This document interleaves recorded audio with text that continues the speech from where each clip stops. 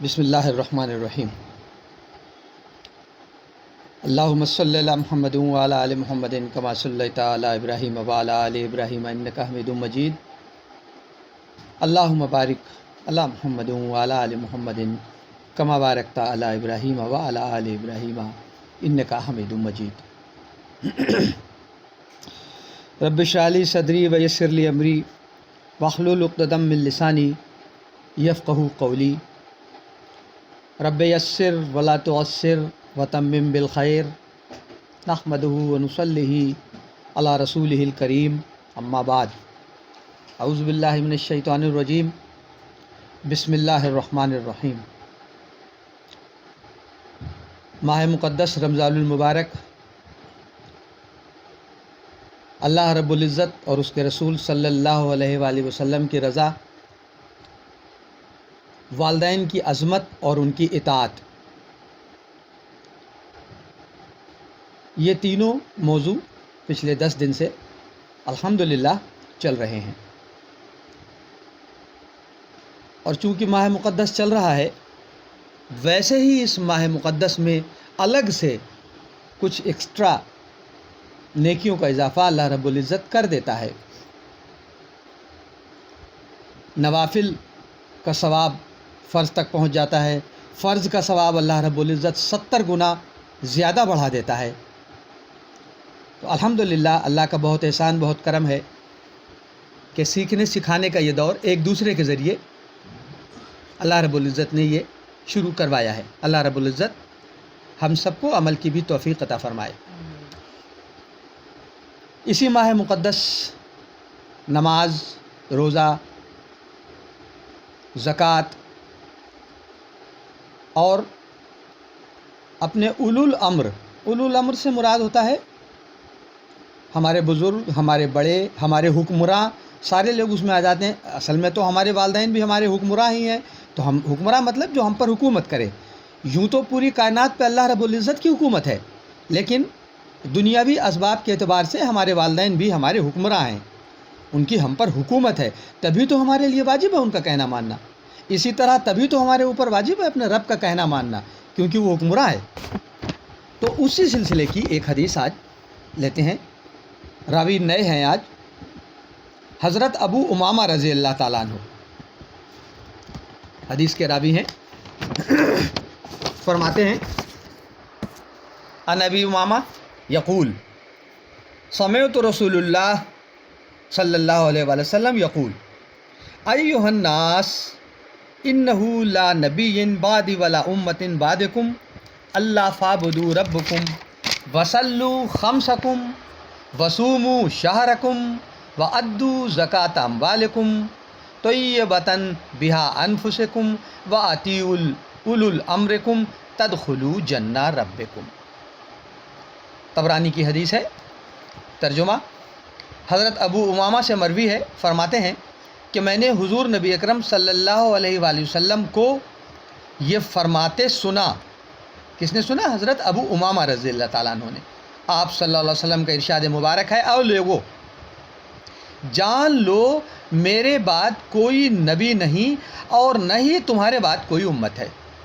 سیدھی سی بات ہے، ہم سب لوگ جانتے ہیں، ہم سب کا یہ عقیدہ بھی ہے کہ نبی سید الانبیاء صلی اللہ علیہ وآلہ وسلم آخری نبی ہیں، اور یہ اللہ کے نبی کی امت اس دنیا میں بس اب یہ آخری امت ہے۔ بہت سارے اشارے اس حدیث میں پوشیدہ ہیں، بہت لمبی بات ہو جائے گی، مقصد وہ بیان کرنا نہیں ہے۔ ایک بات یہ بھی اچھی طرح سمجھ لیں کہ اگر یہ آخری نبی آ کے چلا گیا اور اب آخری امت ہے، تو آخری کے بعد کیا ہوتا ہے؟ اب دنیا کہاں بچی؟ بس ہمارے گھر میں کوئی تقریب ہوتی ہے، کوئی مجلس ہوتی ہے، کوئی شادی بیاہ ہوتی ہے، کوئی بارات ہوتی ہے، کوئی دعوت ہوتی ہے، تو جب مہمان جانے لگے تو اس کا کیا مطلب ہوتا ہے؟ اور جب آخری مہمان بھی چلا گیا تو بس ختم۔ تو بس بہت اچھی طرح جان لیں کہ دنیا ختم ہونے کے بالکل کگار پہ ہے۔ وہ ایگزیکٹ وقت تو اللہ ہی جانتا ہے صرف، لیکن اشارے میں ہی تمام تر بات ہوتی ہے اور سب اشارے سمجھتے ہیں۔ اللہ کے رسول صلی اللہ علیہ وسلم نے فرما دیا کہ نہ ہی تمہارے بعد اب کوئی اور امت آئے گی۔ تو اب جتنے بھی کام بچے ہیں، اگر جو آخری ہے اس کو ہی سارے کام کرنے ہیں۔ اللہ رب العزت نے جتنے کام انبیاء کے ذمے ڈالے ہیں تو انبیاء دنیا سے جاتے گئے، انہی کام کو بڑھانے کے لیے دوسرے نبی دنیا میں آتے گئے، تو اللہ رب العزت کا کام جاری رہا۔ اب تو چونکہ نبی تو کوئی دنیا میں آئے گا ہی نہیں، تو کیا اللہ رب العزت کا کام رک جائے گا؟ قیامت تو بھی آئی نہیں اور ابھی پتہ نہیں کب تک آئے گی، لیکن یہ بالکل طے ہو گیا کہ نبی اب نہیں آئے گا۔ اس کا مطلب یہ ہوا کہ وہ والا کام ہمیں کرنا ہے۔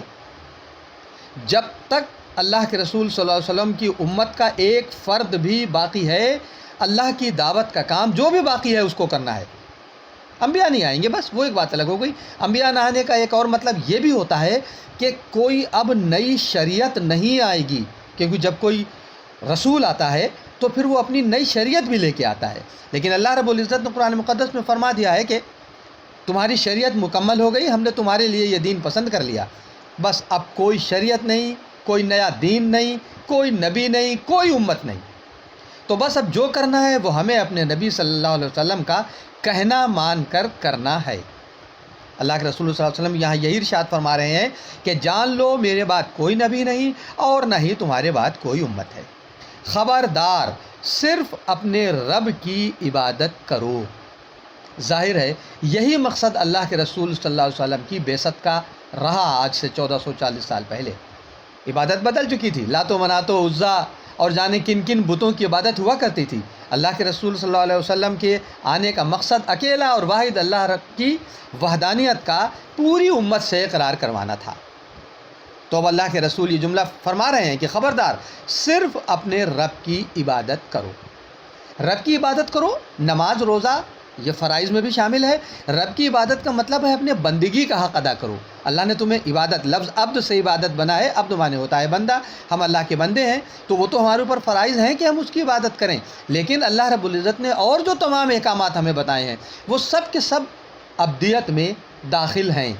کوئی بھی دنیاوی تمام احکامات، کیسے ہمیں اپنے بچوں کے ساتھ رہنا ہے، کیسے جھوٹ نہیں بولنا ہے، کیسے بیوی کے ساتھ رہنا ہے، کیسے بھائیوں کے ساتھ رہنا ہے، کیسے پڑوسیوں کے ساتھ رہنا ہے، کیسے کاروبار کرنا ہے، کیسے خریداری کرنی ہے، کیسے شادی بیاہ کرنے ہیں، کیسے ضعیفی گزارنی ہے، کیسے جوانی گزارنی ہے، یہ تمام عبدیت کے حقوق میں شامل ہے، اور یہ ہمیں اب بتانے کوئی نہیں آئے گا۔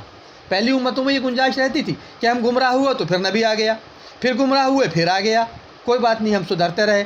اب راستے بند ہیں، اب کوئی نبی ہمیں بتانے نہیں آئے گا۔ ہمارے نبی صلی اللہ علیہ وآلہ وسلم کے الفاظ ہی آخری الفاظ ہیں، بس انہوں نے فرما دیا کہ اپنے رب کی اطاعت کرو، اور کیا کرو؟ اپنی 5 نمازیں ادا کرو۔ فرائض کی گنتی یہاں ہو رہی ہے، بہت سختی کے ساتھ فرائض کی گنتی ہو رہی ہے۔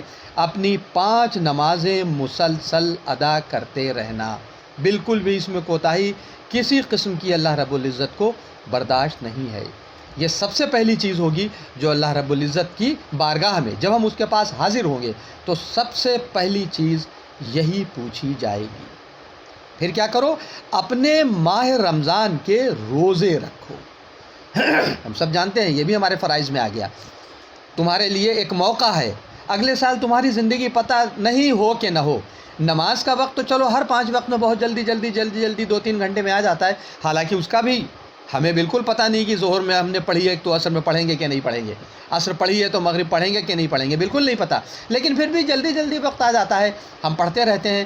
ماہ مقدس تو اگلے سال ہی آئے گا، تو روزے رکھنے میں بغیر کسی عذر کے، معقول عذر کے، بالکل بھی روزہ ترک نہیں کرنا ہے۔ ہمیں کسی بھی قیمت پہ روزہ نہیں چھوڑنا ہے۔ معقول عذر ہم سب جانتے ہیں، بتانے کی ضرورت نہیں ہے، بیماری میں روزہ معاف ہے، سفر میں روزہ معاف ہے، جان جانے کا ڈر ہو اس میں روزہ معاف ہے، اور بہت ساری باتیں ہیں بولما سے پتہ کی جا سکتی ہیں، لیکن کوئی عذر اگر نہیں ہے تو ہمیں روزہ قضا نہیں کرنا ہے۔ اور کیا کام کرنا ہے؟ دلی رضامندی کے ساتھ اپنے اموال کی زکوٰۃ ادا کرو۔ لفظ کو بہت دھیان سے سمجھ لیں، اموال کی زکوٰۃ ادا کرو نہیں ہے، یہ تو ہے ہی، اس سے پہلے ایک اور جملہ بڑا خوبصورت ہے، زکوٰۃ اموالکم طیبۃ بہا انفسکم، اپنی دلی رضامندی کے ساتھ، زبردستی نہیں، ارے یار پچھلے سال تو دی تھی 10,000 روپے دیے تھے پھر دیں 10,000 روپے، نو، دینا تو ہے ہی، یہ دلی رضامندی نہیں ہوئی، اللہ رب العزت پہ ہم کو یہ احسان نہیں کر رہے ہیں زکوٰۃ دے کے۔ اس کا فرض ادا کر کے کوئی احسان نہیں کر رہے ہیں، اپنا ہی مال ہم سیو کر رہے ہیں، ہم اپنی مال کی حفظ و اما اللہ کو سپرد کر رہے ہیں زکوٰۃ کر کے۔ اللہ رب العزت کا وعدہ ہے، ہمارا مال سیف ہو گیا دوسری چیز، اور اعمال نامہ جو بڑھ رہا ہے وہ الگ چیز، اور تیسری چیز ہمارے زکوٰۃ کے پیسے سے اللہ جانے کس کی مدد ہو رہی ہے، کہاں وہ جا رہا ہے۔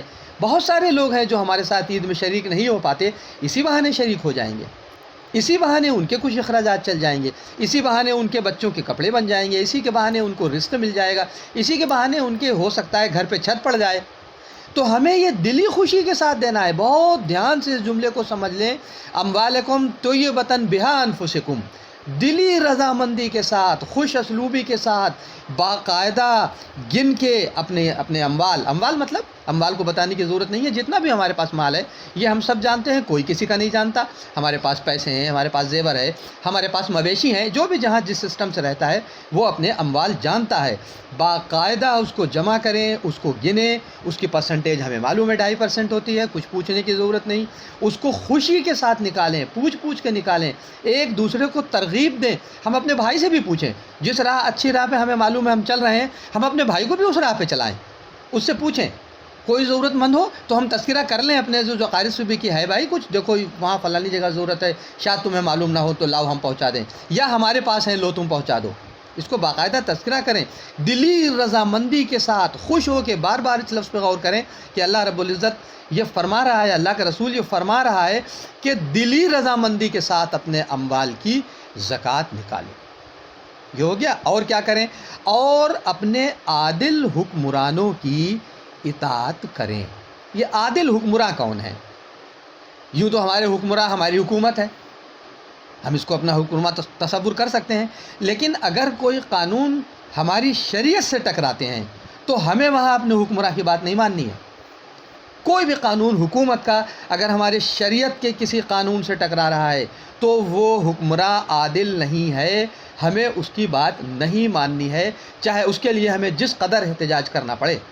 ہمارے ایمان کی قیمت ہمارے بے عادل حکمراں سے کہیں زیادہ ہے، لیکن اگر ہم ایسی اسٹیٹ میں رہتے ہیں جہاں اسلامی قوانین نافذ ہیں، جہاں اسلامی حکومت ہے، جہاں عدل و انصاف ہے، جہاں ہمارا حکمراں عادل ہے اور اللہ اور اس کی رسول کے بتائے ہوئے حکم پر جہاں کے قانون چل رہے ہیں، جیسے جب آج سے 1440 سال جب ہماری خلافت راشدہ تھی تو تمام تر معاملات وہی تھے، تو پھر اپنے عادل حکمراں کی ہمیں اطاعت کرنا ہے۔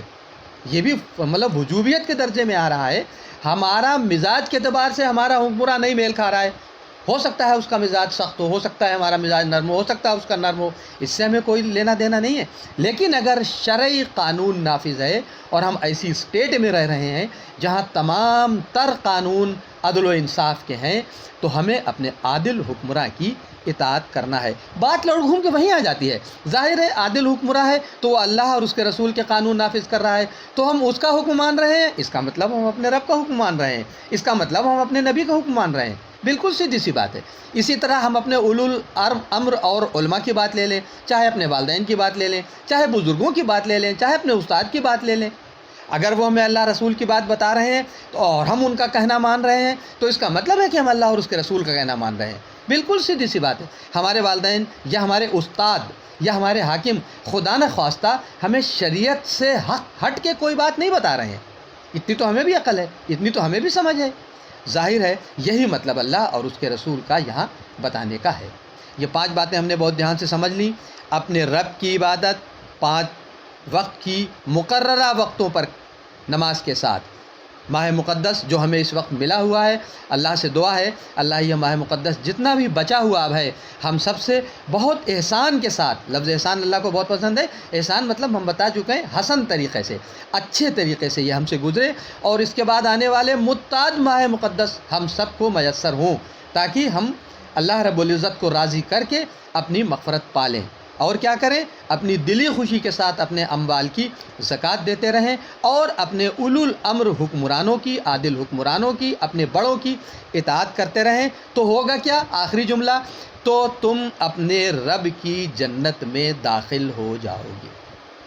بہت سمپل، بہت سیدھا، یہی ہماری زندگی کا ٹارگٹ ہے۔ دنیا میں آنا اور دنیا سے واپس چلے جانا، جو بھی زندگی ہے اس کا اکیلا واحد ٹارگٹ یہی ہے کہ ہمارا رسول ہم سے راضی ہو۔ دنیا میں ہم لے لیں تو سب سے پہلے ہمارے والدین ہم سے راضی ہوں، اس کے بعد ہمارا رسول ہم سے راضی ہو۔ یہی دو راستے ہمیں اللہ کی رضا کی طرف لے جاتے ہیں، اور جب ہمارا رب ہم سے راضی ہو گیا بذریعہ ہمارے والدین اور بذریعہ ہمارا نبی صلی اللہ علیہ وآلہ وسلم، تو ہمارا رب لا محالہ ہم سے راضی ہے، اور پھر رب العزت کا وعدہ ہے کہ پھر تم اپنے رب کی جنت میں داخل ہو جاؤ گے انشاءاللہ تعالی۔ اللہ رب العزت سے دعا ہے کہ اللہ ہم سب کو عمل الصالحات کی توفیق عطا فرمائے، اور ایک بار پھر یہ رمضان المبارک اور اس کے بعد آنے والے متعدد رمضان المبارک ہم سب کو اللہ میسر کرے۔